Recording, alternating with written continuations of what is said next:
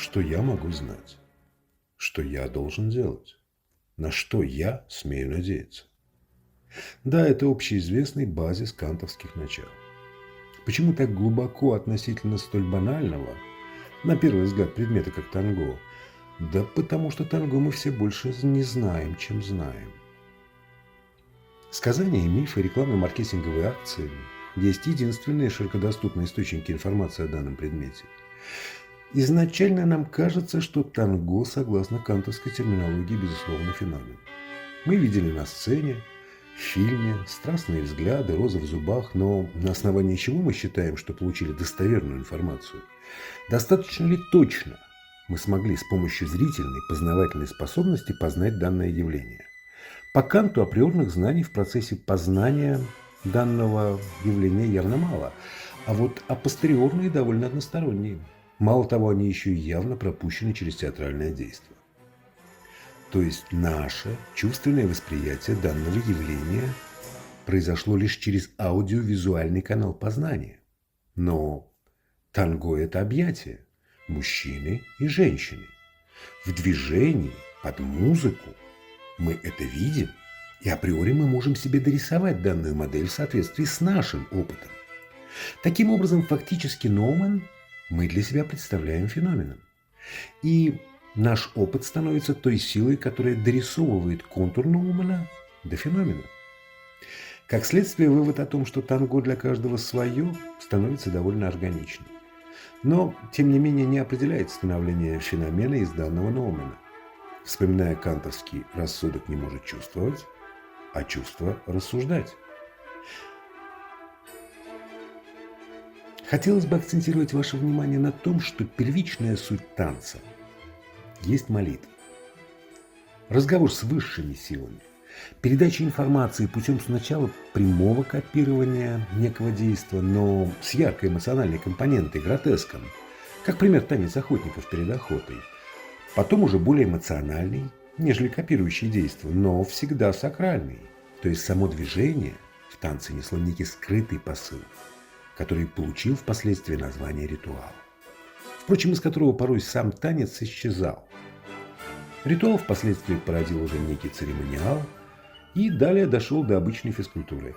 Вы можете сравнить светский номер «Танец дервиша» и суфийский зикр. Уверяю, при прямом сравнении профессиональные танцоры вчистую проигрывают молитвы.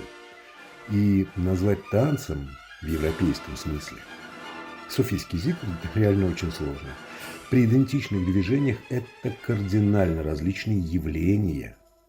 Это тот случай, когда сакральность видна невооруженным взглядом. Следует отметить направленность танца. Молитва – это послание Всевышнему. То есть ритуальные танцы имели целью донести некую информацию до сакральных сил.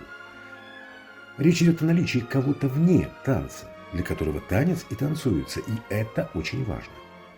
Церемониал – это уже некая дань сословию и невербальное выражение почтения кому-либо. О том, что некто столь почитаем, тоже должны знать все. То есть танец всегда имел тренд вовне. Даже танцы, имитирующие боевые навыки воина, не имели смысла без публики, так как не было судьи или свидетеля победы. В 1661 году по приказу Людовика XIV была организована Королевская академия танца. И по сути своей заложила французскую академическую школу классического танца, существующую по сей день. С этого момента можно говорить еще и о подразделении танцев на профессиональные и любительские. Де юре. Танец начал оформляться как вид искусства, апогеем которого стало появление русского балета. Хотя справедливо будет упомянуть де-факто о японском, греческом театре, бродячих артистах, которых, вне всякого сомнения, следует отнести к профессиональным танцорам, которые существовали практически всегда. Или мы можем вспомнить цыганский табор. Сейчас можно говорить о профессиональной части, к которой относятся бальные спортивные танцы, по сути своей являющиеся спортом, балетом и массой ответвлений современного классического танца. Все остальное – это бизнес-проекты любителей и для любителей. Это касается всех социальных, бальных и фитнес-танцев. Основное отличие профессиональных от любительских танцев состоит в том, что профессиональные танцы имеют кодификацию, методики преподавания, квалифицированных преподавателей и требования к специальному образованию у них. Любительские же танцы может преподавать кто угодно. И кому угодно, впрочем. Все зависит лишь от рекламной кампании преподавателя и кошелька ученика. Качественных критериев фактически нет. Потребителю лишь предлагается некая, причем чаще всего придуманная конкретным человеком, программа. И ее результативность и целесообразность никем не может быть опровергнута, ну и, в общем, подтверждена тоже. Пришел ученик в группу хорошо, не получилось его обучить, ничего страшного. Следующий займет его место. Все без гарантии. То есть, в принципе, слесарь Иванов, работающий на автобазе кувалдой и какой-то матерью, может легко открыть школу танцев. И никаких факторов, которые могли бы ему помешать, нет. Хорошая рекламная кампания, фантазии, вот уже новоявленный педагог учит чему-то. И в этом смысле танго не уникально. Можно абсолютно достоверно утверждать, что бренд танго, прежде всего, это бизнес. Да, ни явление, ни танец, ни шоу, ни следование, а именно бизнес. Но это и хорошо, так как возможность получить прибыль всегда будет инициировать распространение и не давать угаснуть в небытие. Так получилось, что очень сложная экономическая ситуация в Аргентине создала условия, при которых именно аргентинцы танго и возвели в разряд национального бизнеса. Ну а потом уже адепты по всему миру данное начинание подхватили и пытаются развивать. Вы скажете, что же продает данный бизнес? Какой у него продукт? И да, это вопрос, на который очень сложно найти ответ, потому что танго по сути своей абсолютно неопределенное понятие и структура. С одной стороны, для стороннего наблюдателя это практически балетные па. Наигранные страстные взгляды, но с другой стороны это шаг, объятие и абсолютно неинтересное стороннему наблюдателю общение внутри пары. Но есть и третья сторона. Уже упоминаемый мною бренд, марка, вывеска. Нужно четко понимать, что когда танго впервые появилось в Европе, то единственно возможными заинтересованными лицами в продвижении танго как бизнеса были лица, имеющие отношение к европейской школе танца, к бизнесу, связанному с танцем. И их восприятие танго, естественно, проходило через призму Парижской школы танца. То есть апостериори танго для них появилось лишь на основе их собственного чувственного опыта, кокетства и тактичности, то есть лицемерия как нормы. Танго не только пришло в Европу, танго еще и видоизменилось в соответствии с вкусами и потребностями европейского потребителя. И Европа изменила танго. Она начала из искусства делать продукт – танго. И продукт – это прежде всего унификация. Танцевальный бизнес получил возможность поэксплуатировать вывеску танго, тем более сами аргентинцы, подражая европейской бальной традиции, ввели соревновательную компоненту, создав спортивное танго в виде чемпионатов разных уровней. Как результат, уже сейчас не преподает танго только ленивый, и вы уже можете увидеть бренд танго под Буланову, Лепса, китайские пародии на Энигму. Любой, по сути, парный фитнес называют танго. И вот тут хочется отступить от темы танго, чтобы уточнить некоторые существенные детали. Слово есть информация.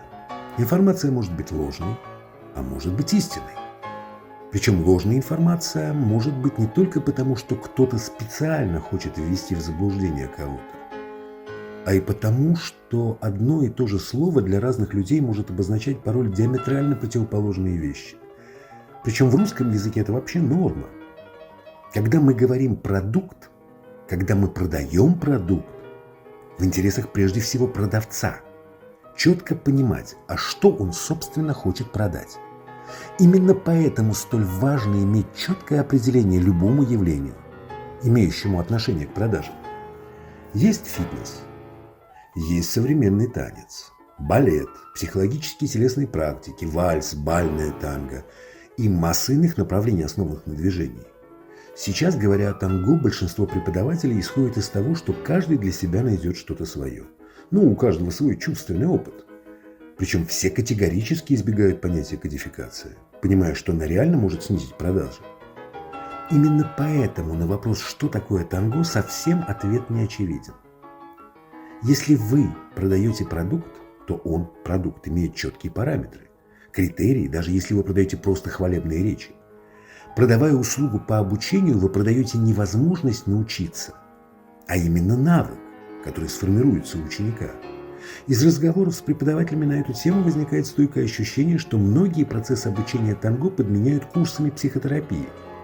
Если не получается объяснить и научить, то разговорами поднять внутреннюю самооценку. Или лекциями массовика-затейника, заполняющего досуг скучающих новиков. ЮНЕСКО включила танго в список мирового культурного наследия. Причем внесено танго было не как танец, а как явление. Само по себе такое отношение к вроде бы собрату вальса, тарантелло или полонеза вызывает некое недоумение. Так еще и полный хаос в изложении кодификации у самих аргентинцев полностью запутывает это понятие и не позволяет однозначно определить продукт. Ложь и истина – понятия относительные. Но если вы заказали доставку в магазине бутылки минеральной воды, а вам принесли ошейник, то вы просто откажетесь от данного товара и закажете бутылку воды в другом магазине. С танго все иначе. Вы изначально не знаете, что вы заказываете, как оно выглядит. Фактически по канту это норма. Вы предполагаете, исходя из вашего визуального представления, что это страстный танец. Вам рассказывают, что через 3 месяца вы будете божественно танцевать на мелонгах, и ваши сопутствующие возрасту, образу жизни, физиологические проблемы не будут этому помехой. В общем, ситуация близка к банальному мошенничеству, впрочем, устраивающему практически всех.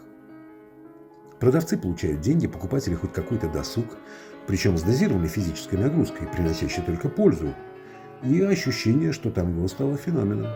Социум обсуждает плюсы и минусы данного процесса. В общем, все довольны. Это тот случай, когда обман несет практически лишь одни плюсы. Иным языком танцевальные вечеринки, кому за 40, 50 и так далее, назвали мелонгами. Предложили курсы по обучению движению на данных танцевальных вечеринках, подкрепив их периодическими мастер-классами гастролирующих профессиональных танцоров.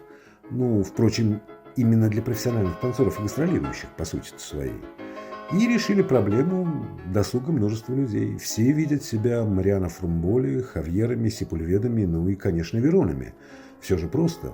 Годой открыл секрет, выпустите себя, почувствуйте энергию животного, и Пабло Верон будет вам еще завидовать. Все же с упоением читают интервью маэстро, спроецируют на себя. Правда, всегда забывают о том, что есть совсем небольшая разница между профессиональным танцором, занимающимся танцами с детства, и педагогом, инженером, или сантехником, решившим попробовать себя на поприще танго после 40. Причем забавно то, что игре на фортепиано после 40 лет иногда кто-то решается поучиться. Но почему-то никому в голову не приходит даже фантазия, что он может стать реинкарнацией Рахманинова, Баха, или на худой конец Моцарта.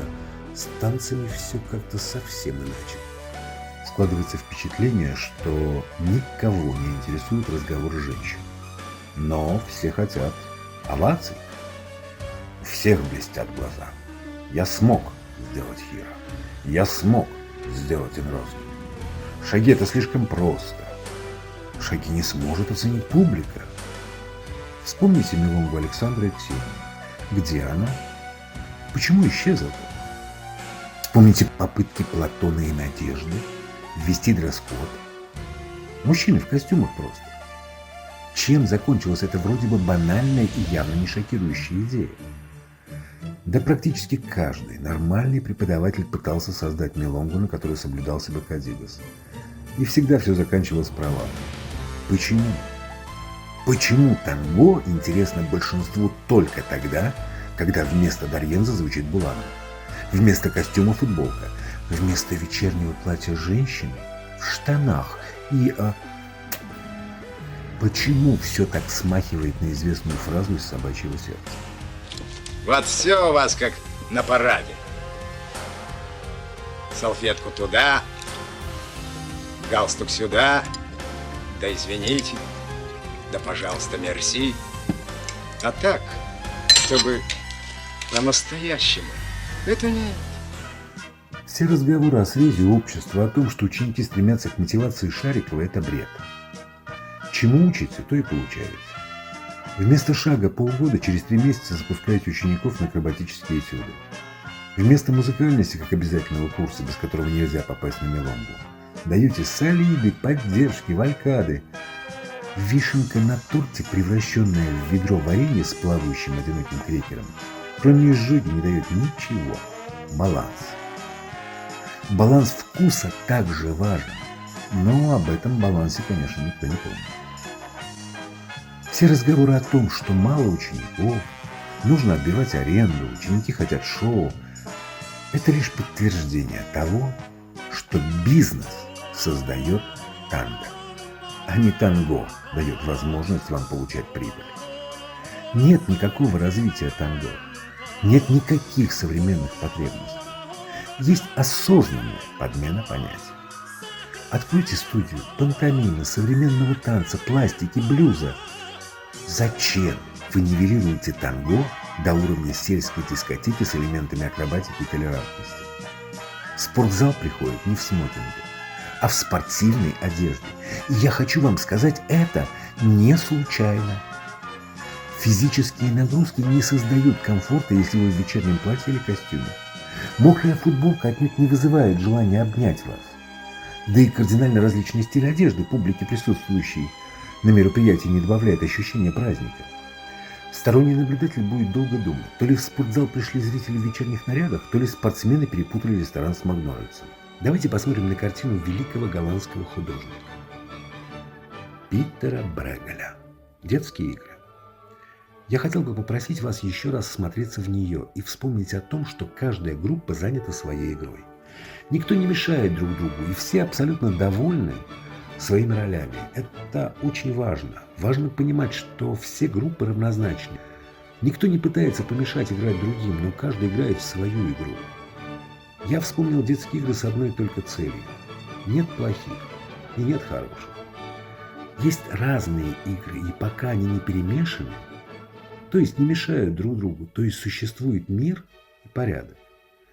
Ну а как иначе, спросите вы? Мы ведь пришли танцевать. Но милонга – это не фитнес-пати, а место для общения и отдыха, где вы можете побеседовать о полотнах Караваджо, поделиться своими наблюдениями жизни города, ну или обсудить проекты Илона Маска. И кроме этого обняться с женщиной и получить 5-7 танц за вечер под очаровательные звуки Кало, Карабелли или Тройла. И для этого ваш вечерний наряд не будет помехой. А фитнес, то есть танцы в стилистике танго, это на практике фитнес-пати типа некро, нео, не, и других лонг, на которых действительно 5 мокрых футболок будут абсолютно органичны. Только они не имеют отношения к танго. Танго и танец – это как океан и пруд. Вода вроде есть и там, но какие они все же разные.